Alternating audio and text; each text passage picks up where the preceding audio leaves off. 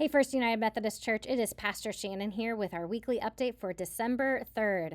It is December. December came in with a snowstorm. I'm definitely feeling the winter weather, which is a good reminder to update you all on our winter closing policies and procedures.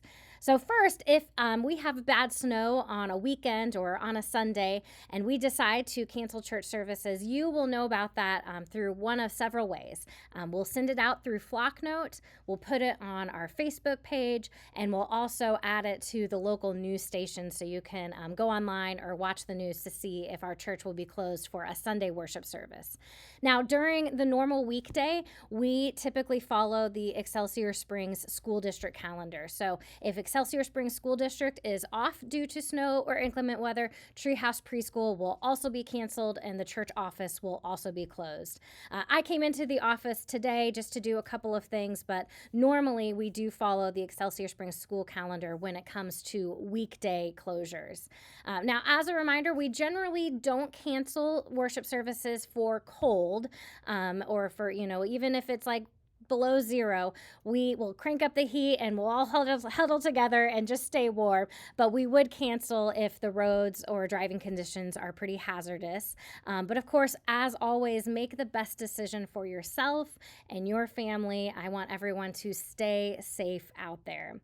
Now, since it's December, we have so much going on in our church. We just had our Advent Lessons and Carols service on Sunday with St. Luke's Episcopal Church. It was a beautiful service, a lovely time of fellowship and potluck after service. Thank you all for coming out to that. I think that it was just a wonderful time, a wonderful way to kick off the Advent season.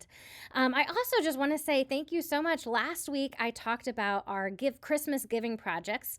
As a reminder, we're partnering both with the Excelsior Springs School District to adopt 2 families and provide them with gifts for the holidays. And we're also donating teen gifts, specifically teen presents, to the Good Samaritan Center. I just went out in the narthex and every single ornament from that tree has been taken for the Adopt a Family project. So thank you so much for being willing to help out local families in our community. As a reminder, if you took one of those ornaments, please bring that back to the church, wrapped preferably, by December 14th. And it'd be really helpful if you could just attach that ornament back to the present so we can make sure it gets to the right family. If you didn't get a chance to grab one of those ornaments, or you're just feeling especially generous this holiday season, we are also collecting teen gifts for the Good Samaritan Center. In my last weekly update, I included a suggestion of items, and I'll include that in my email for this week as well. Well, for the next 2 weeks, we are continuing the Advent celebration with a short sermon series that I'm calling Songs of Advent. There's these beautiful songs that we sing every year, and we're going to get into some of the history and background and tie them to Scripture. So this first week, December 7th, we're going to be looking at Charles Wesley's famous hymn, Come Thou Long Expected Jesus. And we'll talk a little bit about why he wrote that and how it connects to Scripture and this season of Advent, this season of waiting. And then the next week, December 14th, we're going to look at kind of a newer Advent hymn called the Canticle of the Turning. I've talked about it in church before, but essentially it's a modern retelling of Mary's song, Mary's Magnificat. And so we will connect it to Scripture and then we'll sing it together. Then on December 21st, we will have our kids' Christmas program during worship. So that's always just a fun and joyful time to hear and see from our kids and our youth. We're going to follow that service with a Christmas cookie reception. So especially if you are a Christmas and holiday baker, bring a dozen or 2 of your favorite cookies to share, and we will all partake in those together after service on December 21st. And then December 24th is Christmas Eve. Kind of new this year, we're going to be doing our Christmas Eve service at 4 o'clock.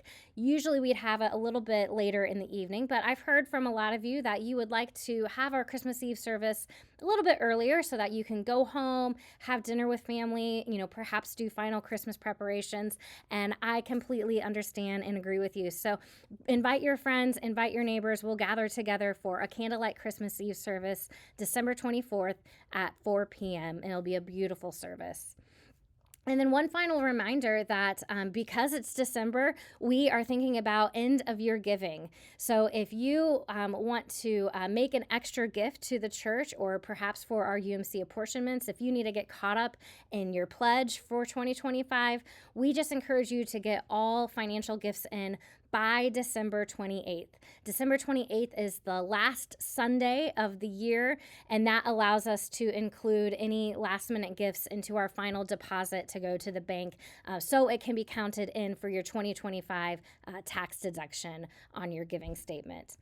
So December is upon us. I love this time of year. It's busy, but it is so fun. It is so holy as we anticipate and look forward to the celebration of Jesus' birth at Christmas time.